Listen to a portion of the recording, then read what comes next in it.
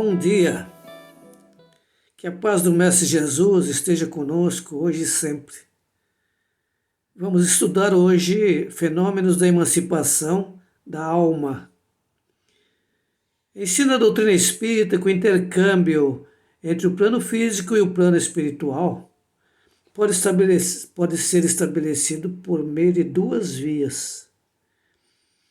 Pelo estado de emancipação da alma, conhecido como anímico, ou de desdobramento espiritual, que é o estado mediúnico. Hoje vamos estudar sobre o sono, sonhos, letargia, catalepsia, sonambulismo e dupla vista. Primeiro, cumpre-nos esclarecer o que é a emancipação da alma. Estado particular da vida humana, durante a qual, desprendendo-se dos laços materiais, a alma recobra algumas de suas faculdades de espírito. Lembrando que o termo alma é utilizado por Kardec para designar o espírito que está encarnado. Quando desencarnado, quando se refere a espírito desencarnado, é espírito, com E maiúsculo. E quando se refere aos encarnados, ele fala alma. Então, alma são os seres que estão aqui entre nós. E entra em comunicação com os seres incorpóreos. Tal estado se manifesta pelo fenômeno dos sonhos, da soniloquência, que é aquele estado quando a gente acaba de almoçar, dá assim aquele soninho bom, né? A gente meio que viaja, até chega a sonhar. Chama-se soniloquência. O sonambulismo, do êxtase, da dupla vista. Lá no Livro dos Espíritos, a pergunta é: durante o sono, a alma repousa com o corpo?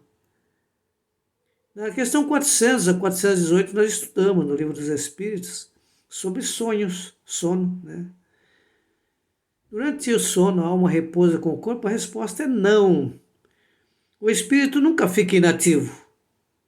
Durante o sono, os laços que o prendem ao corpo relaxam e, como o corpo não precisa do espírito, o espírito percorre o espaço e entra em relação mais direta com outros espíritos, encarnados ou não. Sim, porque se o outro estiver dormindo, também podemos nos encontrar, né? Na questão 402 do Livro dos Espíritos, a pergunta é: como avaliar a liberdade do espírito durante o sono? Pelos sonhos, diz a resposta. Quando o corpo repousa, o espírito tem mais condições de exercer seus dons e as faculdades do que quando está em estado de vigília, quando está acordado. Tem lembranças do passado e algumas vezes a previsão do futuro. Adquire mais poder e pode entrar em comunicação com outros espíritos, neste ou em outro mundo. Quando dormimos, estamos momentaneamente no estado em que o homem se encontra após a morte, uma vez que morremos todos os dias, embora alguns tenham um medo terrível de morrer, né? Emancipado, o espírito procura aquilo que é de seu interesse, ou aquilo com o que tem afinidade. Frequentemente, ambientes materiais ou espirituais correspondentes aos seus interesses, naturalmente. O avarento, por exemplo, vai tomar conta de seus investimentos, né? Do seu tesouro material. E a pergunta para nós é: qual é a importância do sono? O sono é a porta que Deus abriu para que possamos ir ter com nossos amigos do céu. É o recreio depois do trabalho, enquanto não somos restituídos ao lugar que nos é próprio, né, enquanto espíritos. Então estamos aqui encarnados e o sono nos permite esse encontro, né, com os nossos irmãos do outro lado desse plano. Então, e os sonhos? Porque dormimos e, segundo a ciência, temos em média um sonho a cada 45 minutos. Então temos em média 5 sonhos por noite. Por que não lembramos? Não lembramos para não nos exaltarmos com o progresso que já realizamos e nem para ficar frustrados com as coisas que deveríamos ter feito e não fizemos, né? O sonho é o efeito da emancipação da alma durante o sono. E tem algumas divisões. Há os sonhos comuns,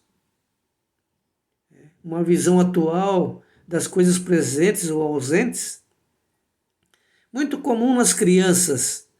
As crianças sonham durante o sono com as coisas com as quais brincaram durante o dia, ou as atividades que exerceram. E os animais também sonham, se a gente prestar atenção no cachorro, às vezes ele até late dormindo, o gato, né? Se espreguiça. Então, executa os movimentos que praticou quando acordado. Então, esses são os sonhos comuns. Há os sonhos refletivos, né? É uma visão retrospectiva do passado, é um retorno, flashback naquilo que nós somos. E nós tínhamos um companheiro que, quando estava em dificuldade, em aflição, ele dormia e sonhava que estava marchando no exército. Pode ser um processo de fuga, né? Mas pode ser que tenha sido militar, em existências outras. Então, sonhos comuns, sonhos reflexivos, sonhos precognitivos. É um pressentimento do futuro. Via de regra, é o último sonho antes de nós acordarmos.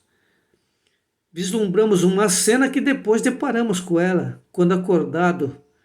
Alguns dias depois, ou no dia seguinte, ou em outra ocasião. E a gente vê aquela cena, fala, parece que eu já estive aqui, né? É o denominado déjà vu. E tem sonhos comuns, refletivos, precognitivos e os sonhos espirituais. São os nossos encontros para aprendizado, né? Encontros com o nosso anjo guardião, com nossos espíritos protetores, com outras entidades, né? Que muitas vezes nós vamos tomar um puxão de orelha por aquilo que prometemos fazer quando estivesse aqui e não estamos fazendo, né? Então acordamos com aquele estado de melancolia. O Evangelho segundo o Espiritismo fala, né, sobre a melancolia. Está tudo bem com as pessoas, mas nós não estamos nos sentindo bem. Pois o coração fica apertado, né? Pode ser também saudade de algum lugar que nós estivemos, né? E quando acordado não lembramos. Na questão 422 do Livro dos Espíritos, fala sobre a letargia e a catalepsia. Estado em que a pessoa parece morta, vê e ouve o que se passa ao redor, mas não pode se manifestar. Não é pelos olhos que ela vê, né, e nem pelo ouvido que ela ouve. Ela vê pelo perispírito.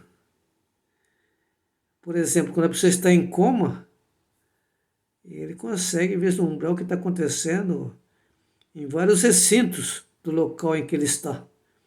Se for no hospital, ele consegue ver as pessoas entrando lá na portaria, né? Então há que se ter muito cuidado quando vai visitar um doente que diz que está em coma, porque está registrando o que nós falamos, né? E às vezes até o que nós não falamos também, só que não pode se manifestar. Posteriormente, voltando ao estado vigil, pode ser que recorde ou não, né? Então, o espírito pode se comunicar, perdão, o espírito não pode se comunicar porque, por uma causa fisiológica, o corpo não lhe permite comunicar-se, né? Na letargia, a paralisação é total e a pessoa parece morta.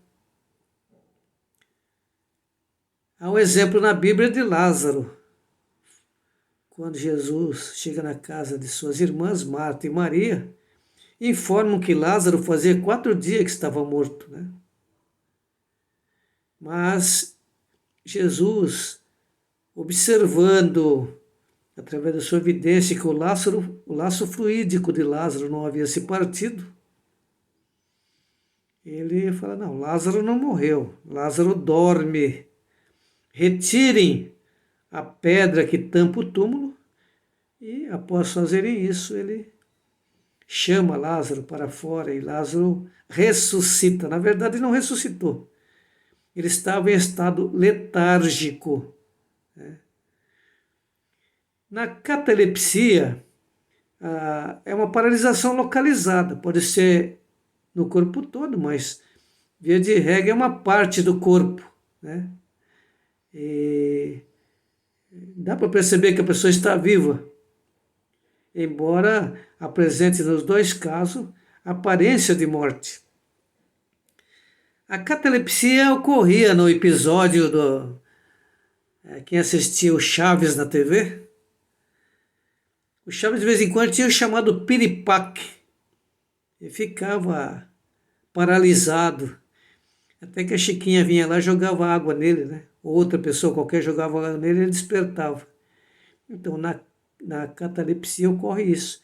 Uma paralisação parcial, onde no campo de futebol, quando o jogador é atingido na cabeça e desmaia, fica semi-acordado, ele fica no estado letárgico. E o juiz de futebol chega e pergunta, qual é o seu nome? Se ele responder, a situação não é tão grave, né? Mesmo assim, recomenda-se que leve para um atendimento especializado, que pode ter sofrido danos, né? Então, na letargia ocorre isso.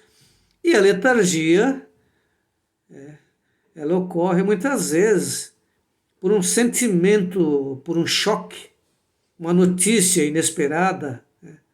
Algo que abale a pessoa, né? É muito comum quando a pessoa não está esperando e recebe um pedido de casamento, né, repentino, acaba estando em estado letárgico. Parece brincadeira, mas não é, né? Isso ocorre. A pessoa tem a notícia da perda de um ente querido, né, de repente, e daí que acaba entrando nesse estado chamado letárgico. Por vezes, com um passe, resolve. Uma palavra de despertamento. Já o sonambulismo ocorre de forma natural. A pessoa dorme, o espírito se aposta do seu corpo e começa a agir. Porque o espírito, já vimos que não fica inativo. E a gente fala natural, pelo estado natural, mas na verdade nem sempre é tão natural assim, né? Uma pessoa que tem desvio de septo, por exemplo, esse osso do nariz é torto, ele, quando dorme, entope o nariz e ele começa a sonambular. Ou durante uma enfermidade, durante a febre, né, uma febre alta, também há o sonambulismo, que não é natural, é provocado por uma patologia. A gente diz natural porque existe outro tipo de sonambulismo, que é o sonambulismo mediúnico. É o provocado, ou mediúnico ou provocado num consultório, né, para a pesquisa de uma paura, de uma enfermidade. Por exemplo, a pessoa tem muito medo de barata. Então, consultórios de psicologia que promove o sono da pessoa e busca consultá-lo, pesquisar, até encontrar a causa daquela situação. Às vezes a mamãe zelosa, né, fala para o filho, não vá para lá que tem barata, e começa a atormentar a criança, que acaba crescendo com esse medo, com essa paura. Então existe o sonambulismo natural, a pessoa dorme e assume o seu corpo físico, ou o provocado, né? Existia, por exemplo, na questão 7.6 do Livro dos Médiuns, tem um jovem que provocava um sonambulismo nele e ele diagnosticava as enfermidades e receitava o remédio. Certa feita ele diagnosticou qual era a doença, mas não receitou o remédio e perguntaram, ó, e o remédio para essa doença? Ele falou, não, hoje meu anjo doutor não veio, né? Então ele era assessorado por um espírito médico que lhe receitava o remédio. Esse é o sonambulismo, que pode ser um tipo de mediunidade, né? E existe o êxtase. O êxtase é um sonambulismo mais avançado, onde a criatura não faz uso do corpo físico, mas ela viaja pelo passado, em outros planetas, em outra localidade aqui mesmo, no planeta Terra, ou até pode ter uma visão do futuro. E pode descrever isso durante o estado de êxtase. Então, esse, para hoje, é a nossa reflexão, onde voltaremos ao tema em outras oportunidades. Que o Mestre Jesus permaneça conosco e até a próxima.